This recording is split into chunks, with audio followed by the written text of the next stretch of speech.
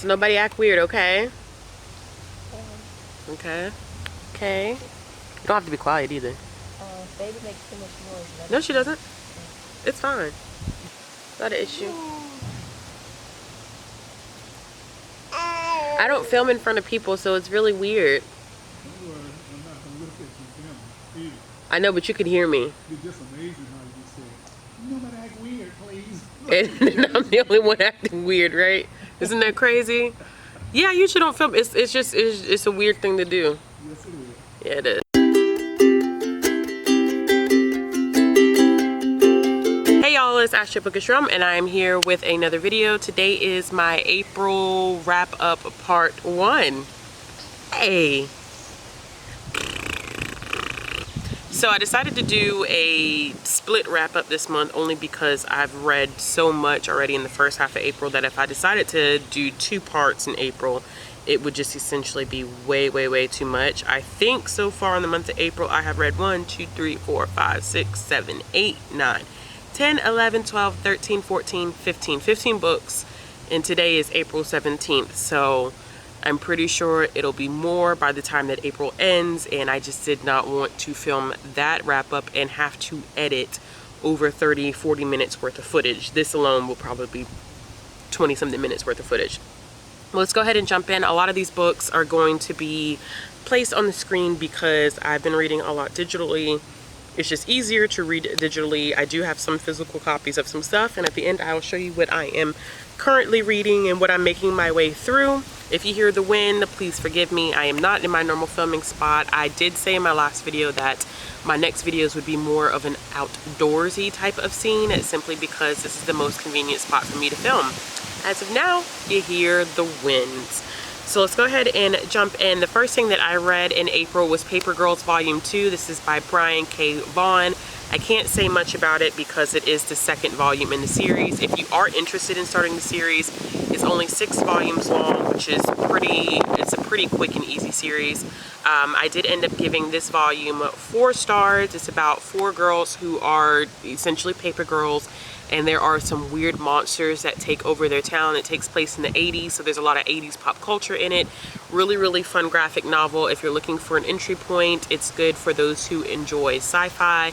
And also, it's a good series to hop onto if you enjoy Brian K. Vaughan's series Saga, which is on hold right now. So this is something to read while they take their hiatus from Saga. The next thing that I read was Miles Morales by Jason Reynolds. I'm slowly making my way through everything that Jason Reynolds has ever written, and I requested the Miles Morales audiobook from my library. It came in, I listened to it, and I was not a huge fan of it. I only ended up giving it 3 out of 5 stars. It is not a good entry point. I thought this was going to be maybe like an origin story for Miles Morales and how he becomes a Spider-Man, but it actually jumps into Miles Morales already being Spider-Man. So I didn't have enough background knowledge of Miles Morales as Spider-Man except from the Into the Spider-Verse movie, which I don't think is a good entry point. I mean, it's a good aspect of the origin story, but I don't really know much about Miles Morales as Spider-Man.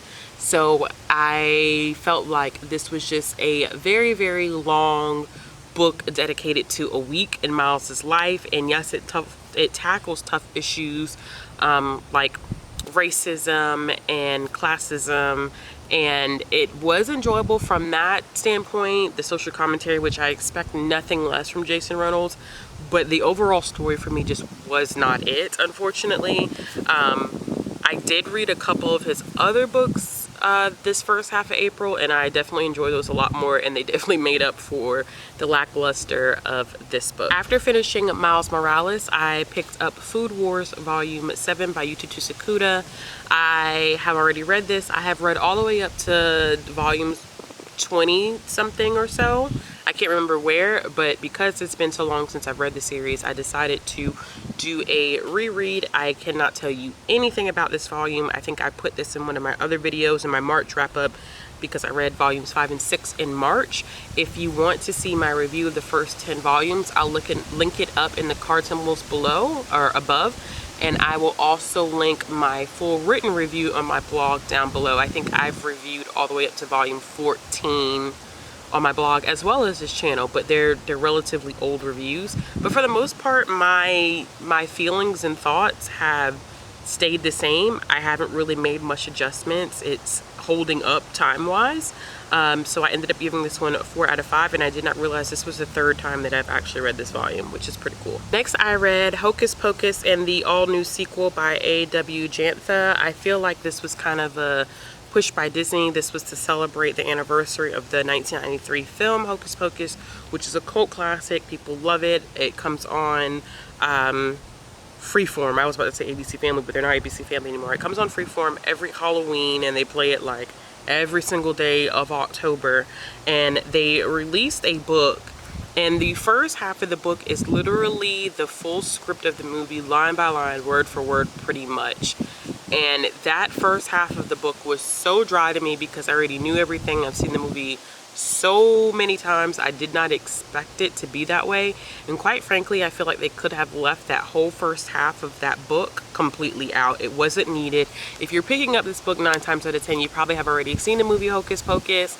I just think it was kind of added fluff. But the second part of the story I did enjoy. It is from the perspective of the daughter of the 2 main characters of the film. Don't judge me, I always forget names, and their daughter's name is Poppy, I believe. And she makes the same stupid decision as her father, and the witches do come back again, and they have to defeat the witches. I did like the twist to it. There was great representation in this book. I definitely think that I probably would have rated it higher had that first half of the book not been included, because I had to listen to about 4.5 hours to 5 hours of text just to get to the second half. But I'm very surprised. When it first came out, it got a lot of steam. There were a lot of people who were promoting it, and then ever since then, like, I haven't really heard anything about it. But if you're interested in it, I would definitely check it out. The next 2 things I read are part of a new reading thing that I'm doing on my own. I usually read a lot of DC comics. I read comics in general. I'm a really huge comic fan. But I decided that I wanted to read more Marvel comics. And Marvel, to me, I thought originally was the more difficult of the 2 big publishing industries to jump into. I have since learned that DC is actually more difficult because of continuity issues. But I follow this guy on the internet. His name is, well, the name of the site itself is Comic Book Herald. And he has all of these guides to reading both Marvel and DC, and where to jump, and which things are essential, what isn't essential. So I decided to follow his tracks, which he calls My Marvelous Year, where he goes through every single year of every decade, from starting from 1961 to 1962, and he picks the top 10 most essential issues. So I thought it was cool if I went ahead and started reading some of those issues. So I read 2. So the first 2 issues that I ended up reading were Amazing Fantasy 15, which is where Spider-Man makes his debut, and also Amazing Spider-Man issue number 1. So I really enjoyed Amazing Fantasy number 15. I had to get used to the art style, but and then also the way that the story is written. It was just super different for me, but I did enjoy it, and I did give it 4 out of 5 stars. I'm not going to go into detail. I'm actually going to be doing reviews of these issues in my new series that I'm going to have on my channel, so I'll just probably really just go through the ratings of some of these if they're Marvel related. And then I ended up giving the Amazing Spider-Man issue number 1 4 stars as well. I think Stan Lee was ingenious in his creation of these characters, especially with permitting, or I don't want to say permitting, allowing, but definitely allowing for the creation of a teen superhero that hadn't been done before. After that, I listened to another Jason Reynolds book, and this one was A Long Way Down.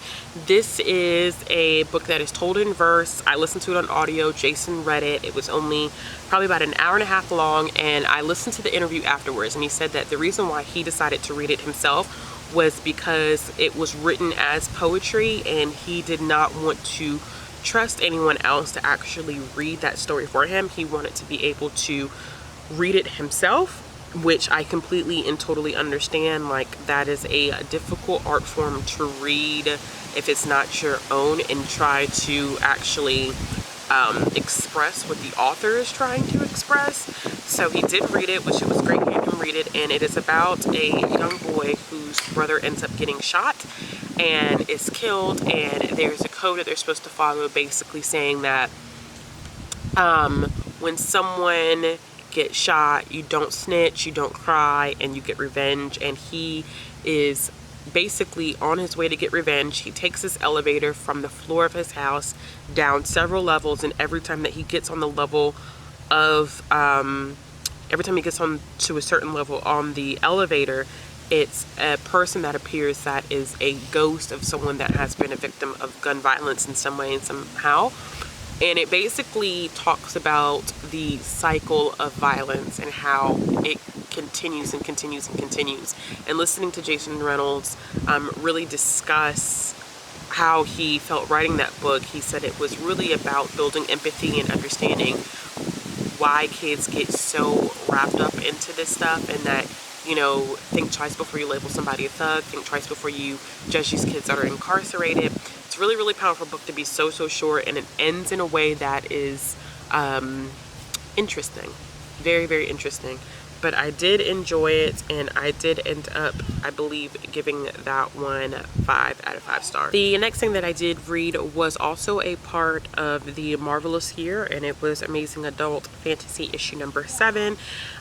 This series is kind of like Twilight Zone-esque. That's the way that I know, only way I know how to explain it. It's told in small vignettes. It's like 4 or 5 different stories, and they all have these plot twists and these ends. They're not necessarily interconnected, but they have endings that you don't expect to come, and it kind of made me think about Twilight Zone.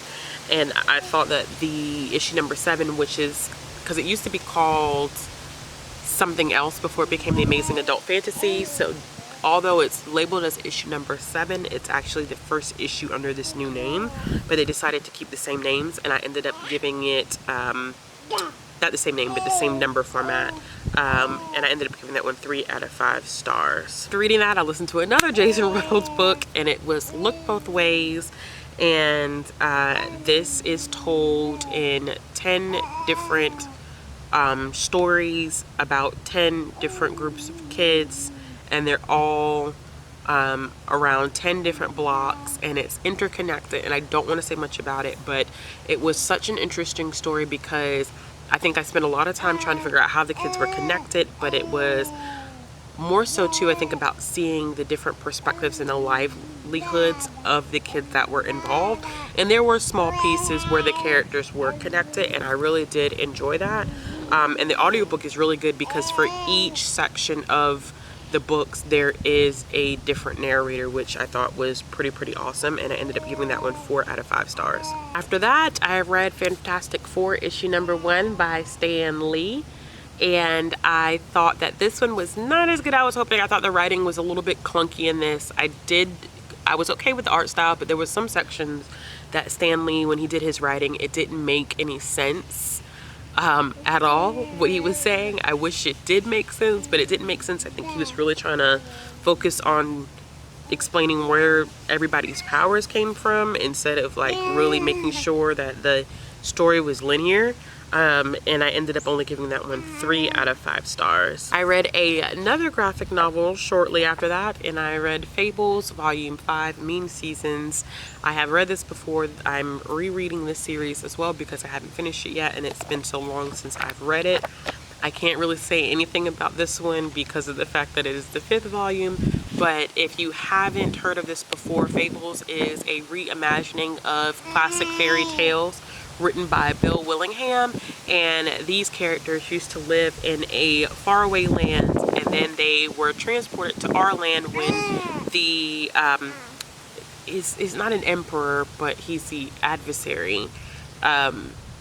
He took over their land and was killing them and drove them to our world. So they live in New York, I believe, and they live undercover. You don't know that they're fairy tale characters, but they are. So you see people like Snow White, the Big Bad Wolf, Cinderella's here, The Frog Prince is in it. Little Boy Blue is in it. I mean, everybody that you can think of that's in a classic fairy tale, they are in it. I did end up giving this volume 4 out of 5 stars. It's the same rating that I gave it the first time I read it. But I think I've actually read this one 3 times now as well. The next thing that I read was The Kingmaker, which is the first book in the All the Kings duet by Kennedy Ryan. This is such a great book. I heard a lot about it. Steph recommended this book to me, and she really loved it. I also enjoyed it. I think Kennedy Ryan definitely is a phenomenal writer. I think this is my first experience reading a Kennedy Ryan book. So The Kingmaker is about Lex and Maxim, who originally meet because Lex is trying to stop a pipeline from being laid down in the sacred land of her tribe, and Maxim's father is the one that's doing it. So they meet when she's young, and then they end up meeting again, I think 4 years later, and then some stuff happens, and it's a pretty extensive timeline. Of course, they end up falling in love, but Lex does not like Maxim's father, and Maxim does not tell Lex that that is his father, so he lies essentially. Of course, that causes issues later down the road, but I thought that ending was just mind-blowing. It was crazy, and I definitely ended up giving this one 4 out of 5 stars, and I'm looking forward to reading the second book in the duology. After that, I read Wonder Woman Tempest Tossed by Lori Halls Anderson. I will not talk much about this one, but this is one that I was sent by DC as part of their YA graphic novels that they're doing. They have a middle grade section that I've been doing with them with DC Zoom, and now I'm working a little bit with the titles that they have under the YA sector. I am not, like I said, I'm not going to talk much about this because this one's not slated to come out till June, and usually they would prefer us to wait until closer to the date, and since it's only April, I'll talk about this a little bit more further down the line.